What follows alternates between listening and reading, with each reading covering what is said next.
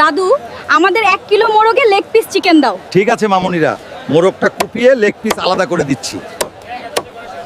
এই যে মামুনিরা, তোমাদের লেগ পিস চিকেন কাটা হয়ে গেছে।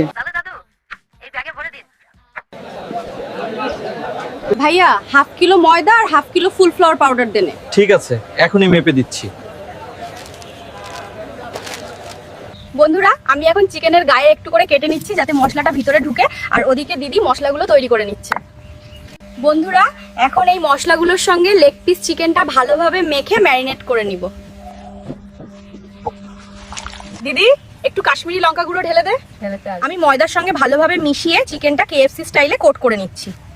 দিদি, তুই একটা একটা করে লেগ পিসগুলো কড়াইয়ে ঢেলে দে। এখন দেখ কি সুন্দর করে কেএফসি স্টাইলে ভাজা হবে। ওহ দিদি, কেএফসি স্টাইলে একদম মচমচে হয়েছে, খেতে খুব মজা লাগছে। বন্ধুরা, ভিডিওটা ভালো লাগলে চ্যানেলটা লাইক, কমেন্ট আর সাবস্ক্রাইব করে দিন।